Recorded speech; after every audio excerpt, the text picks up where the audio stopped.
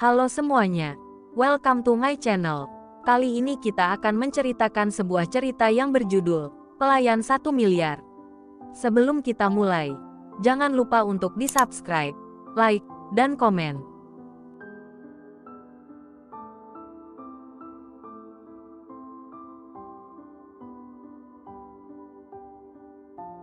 Episode 11, Tuan Ramah dan Tuan Judes. Mungkin saja kamu menyembunyikannya, ujar Matteo sambil memojokkan Irwan. Apakah menurutmu aku bisa menyembunyikan dia, atau memasukkannya ke dalam dompet? Irwan menolak tuduhan majikannya dan sahabatnya.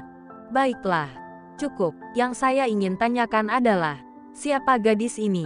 Bukan pertengkaran, kata dokter sambil meredakan perdebatan mereka. Kami tidak tahu, Dok, jawab Matteo dan Irwan bersamaan. Dokter menggeleng dan kemudian memasukkan peralatannya ke dalam tas. Dia memberikan resep obat yang harus dibeli untuk gadis itu. Dokter kemudian pamit pulang, menyarankan kepada kedua pemuda tersebut untuk menjaga gadis yang masih belum sadar itu. Irwan mengantarnya keluar dan pergi ke apotek terdekat untuk mengambil obat-obatan. Matteo yang tadinya ingin mandi tetap duduk di dekat Bella.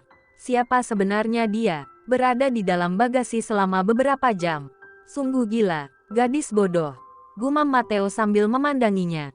Setelah beberapa saat, Irwan kembali dengan membawa kantong obat. Dia masih belum sadar. Bos, tanya Irwan sambil mendekat. Belum, dia tampaknya masih nyaman dalam mimpinya, sahut Matteo sambil mengalihkan pandangannya. Lihat ini, ternyata dia cantik juga, bos. Manis seperti kue basah yang bos sukai, kata Irwan dengan terkejut setelah melihat wajah Bella dengan lebih dekat. Irwan baru ingat bahwa gadis yang terbaring lemah di sana adalah penjual kue basah. Kenapa? Tanya Matteo heran melihat reaksi Irwan yang tampak sangat tertarik pada gadis itu. Matteo segera menepuk punggung Irwan. Plak, kamu terlalu dekat. Apa yang kamu lihat? Tanya Matteo, meragukan komentar Irwan tentang kecantikan gadis itu. Cantik apa? Dia tampak lusuh dan kusam. Tidak ada yang menarik. Jangan salah, bos. Ada banyak salon kecantikan. Dan nanti kamu akan mengubah pendapatmu. Percayalah, sahut Irwan. Ini, bos, dia adalah penjual kue basah yang enak itu. Kue basah yang tidak enak? Tanya Matteo. Tidak percaya. Bukan begitu. Ini adalah penjual kue yang enak. Saya yakin itu dia, kata Irwan dengan keyakinan. Tidak mungkin. Dia terlihat jelek, tampak kusam. Bagaimana mungkin dia bisa membuat kue? Mungkin cara dia membuat kue juga kotor. Bah, kata Matteo sambil menjulurkan lidahnya. Kamu hanya tidak tahu selera, bos. Sudah jelas, bos suka kuenya, sahut Irwan. Keduanya terlibat dalam perdebatan tentang kue. Kemudian, kedua bahu Matteo bergetar, dan dia pergi ke kamar mandi dengan niat kuat untuk mandi. Haus, aku haus. Akhirnya Bella tersadar, meskipun dia belum membuka mata. Irwan dengan cepat mengambil gelas air dan menyodorkannya kepada Bella, membiarkannya minum perlahan sambil mendukung kepala Bella. Sementara itu, Matteo yang hendak masuk ke kamar mandi tiba-tiba menghentikan langkahnya dan memutar tubuhnya untuk melihat ke arah Bella dan Irwan. Perlahan, Bella membuka matanya satu persatu, memicingkan matanya saat melihat sekitar yang jelas asing baginya. Kemudian, dia membuka matanya yang satunya lagi dan menemukan seorang pemuda tampan duduk di depannya. Bella perlahan mulai mengumpulkan kesadarannya, berusaha mengingat apa yang telah terjadi padanya dan bagaimana dia bisa berada di tempat ini. Dia memejamkan mata sejenak sebelum membukanya kembali saat mendengar suara yang terdengar berat di telinganya. Kamu sudah sadar? Tanya Irwan dengan senang karena Bella akhirnya sadar. Sadar? Ada apa denganku? Apa aku kesurupan? Tuan, tanya Bella dengan suara parau. Cek, tidak. Kamu tidak kesurupan, Nona. Kamu pingsan di bagasi mobil yang saya bawa, jawab Irwan sambil memberikan minuman dan obat lagi, sambil menyarankan agar Bella tidak makan terlebih dahulu. Di mana aku sekarang? Bukan di rumah Juragan Kartono, kan? Tanya Bella dengan khawatir, takut tertangkap oleh anak buah Juragan Kartono. Siapa dia? Oh, sekarang kamu berada di sebuah apartemen milik majikan dan sahabat saya. Dia adalah majikan saya. kata Irwan sambil menunjuk ke arah Matteo yang masih berdiri dengan tangan dilipat di depan dada. Bella memandang pria blasteran itu, yang menatapnya dengan tajam tanpa ekspresi apapun. Kalian orang baik, kan? Aduh, Nona, kalau kami bukan orang baik, kami tidak akan membantu Anda.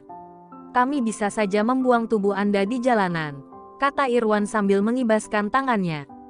Jangan, Tuan. Jangan buang saya di jalanan.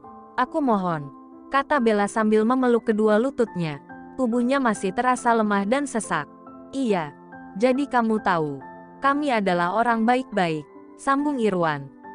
Terima kasih, Tuan, ucap Bella sambil berusaha duduk, dengan bantuan Irwan.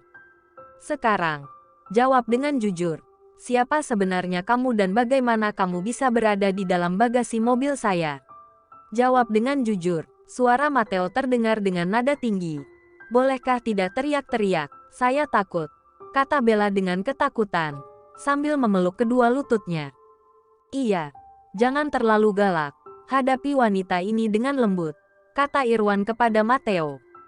Matteo mendelikkan mata, dia duduk di sofa yang ada di sebelahnya. Jawab saja. Bella melihat bergantian ke arah Matteo dan Irwan. Nama saya, Bella. Tuan, bela diri atau bela sungkawa, ujar Matteo tanpa ekspresi. Bos, namanya Bella, bukan Bella. Beda. Sela Irwan yang memperbaiki ucapan bosnya yang sembrono. Terserah saya mau menyebut apa, tegas Matteo yang tidak ingin kalah.